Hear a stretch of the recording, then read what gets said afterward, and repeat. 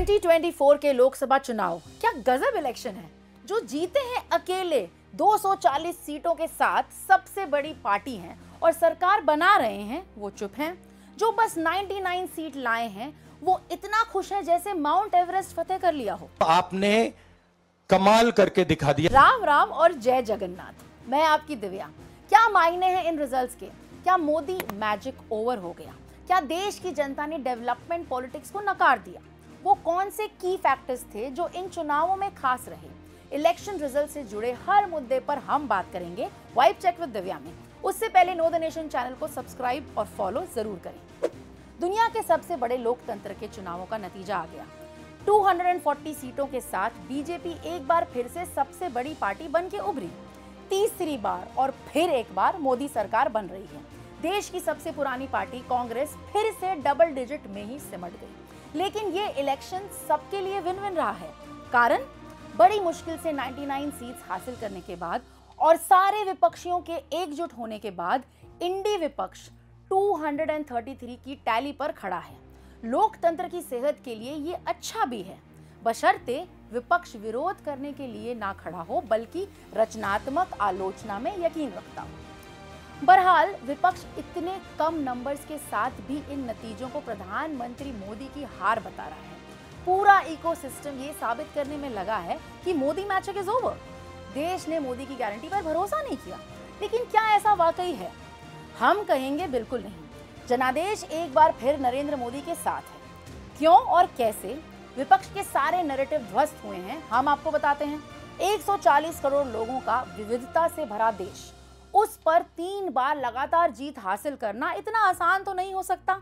लेकिन उसके बाद भी तीसरे टर्म के दौरान बीजेपी का वोट परसेंट कम नहीं हुआ बल्कि बढ़ा है। यानी अब ज्यादा लोग मोदी पर भरोसा करते हैं। अगर हम राज्यवार आंकड़ों की बात करें तो गुजरात और मध्य प्रदेश जैसे 2 बड़े राज्यों में बीजेपी ने क्लीन स्वीप किया है। उत्तर प्रदेश और राजस्थान में जरूर कुछ लोकल फैक्टर हावी रहे, लेकिन फिर भी ओवरऑल तीसरे टर्म के हिसाब से प्रदर्शन कहीं बेहतर हुआ है। दिल्ली और हिमाचल ने फिर से मोदी पर भरोसा जताया। अगर साउथ पर आ जाएं तो केरल में डेमोग्राफिक डिफरेंसेस के बाद भी बीजेपी अपना खाता खोलने में कामयाब रही। केरल में बीजेपी ने 16.68% से ज्यादा वोट शेयर के साथ पहली बार कोई सीट जीती है। तमिलनाडु में 11 सीटों पर बीजेपी सेकेंड पार्टी है और वोट शेयर 3.66 से बढ़कर 11.24 हो गया है। अगर उड़ीसा और अरुणाचल की बात करें तो लोगों ने डबल इंजन सरकार को चुना और मोदी पर भरोसा जताया। आंध्र प्रदेश में बीजेपी ने तेलुगु देशम पार्टी के साथ मिलकर चुनाव लड़ा था और एनडीए ने जीत हासिल की है। कुल मिलाकर इस रिजल्ट को एंटी इनकम्बेंसी नहीं बल्कि प्रो इनकम्बेंसी कहना ज्यादा सही है और ये प्रो इनकम्बेंसी ट्रेंड बीजेपी ने सेट की है। आम चुनाव के साथ साथ पीएम मोदी के नेतृत्व में एनडीए ने सिक्किम, अरुणाचल प्रदेश, ओडिशा और आंध्र प्रदेश में विधानसभा चुनावों में जीत हासिल की। ओडिशा और अरुणाचल प्रदेश में भाजपा ने जनता का जनादेश हासिल किया। ओडिशा में भाजपा 4 दशकों में राज्य और आम चुनाव दोनों में जीत हासिल करने वाली पहली राष्ट्र पार्टी बन गई। ओडिशा और आंध्र प्रदेश में बढ़त के साथ भाजपा अब भारत में अपना विस्तार कर रही है। पंजाब में भी बीजेपी ने अपने वोट शेयर में बढ़त दर्ज की।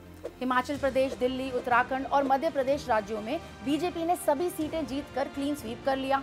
मध्य प्रदेश में कांग्रेस का आखिरी गढ़ बीजेपी के पास चला गया है। तेलंगाना में बीजेपी ने 35% वोट शेयर के साथ 8 सीटें जीतकर अब तक की सबसे ज्यादा सीटें हासिल की है। कर्नाटक में एनडीए ने 46% वोट शेयर के साथ 19 सीटें जीती। अब आ जाते हैं विपक्ष पर। विपक्ष की पूरी कैंपेनिंग नेगेटिव कैंपेनिंग थी। 32 अलग अलग आइडियोलॉजी वाली पार्टियां एक साथ चुनाव लड़ रही थी सिर्फ एक मोदी को हराने के लिए।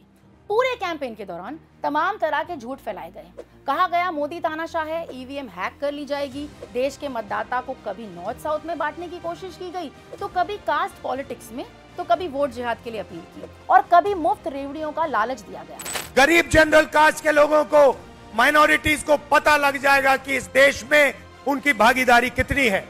हम फाइनेंशियल और इंस्टीट्यूशनल सर्वे करेंगे। 1 लाख रुपया प्रति परिवार के बैंक अकाउंट में, 8,500 रुपया हर महीना कटाकट। सवाल ये उठता है कि गांधी परिवार अपने द्वारा लड़े गए 6 चुनावों 1999 से 2024 में से एक में भी 210 सीटों की संख्या को पार क्यों नहीं कर पाया? ये उनके लीडरशिप के बारे में क्या कहता है? नेगेटिव कैंपेनिंग के बाद भी रिजल्ट ने विपक्ष के हर नैरेटिव को ध्वस्त कर दिया। साबित हो गया कि नरेंद्र मोदी तानाशाह नहीं बल्कि जनता के प्यार ने उन्हें प्रधानमंत्री बना रखा है। देश का लोकतंत्र पूरी तरह से सुरक्षित हाथों में है। देश की जनता ये बात अच्छे से जानती है। तभी तो देश ने एक बार फिर जनादेश दिया है विकास को, एकात्मता को और एक स्थिर सरकार को। और विपक्ष कितने भी जोड़ तोड़ के सपने देख ले, देश में एक बार फिर से प्रधानमंत्री मोदी के नेतृत्व वाली एनडीए सरकार बन रही है। यही तो है मोदी की guarantee. So dear viewers, fact ये है कि हैट्रिक हुई है और मोदी 3.0 आ चुकी है। जो जीता वही सिकंदर। अग्री और नॉट? Divya science of.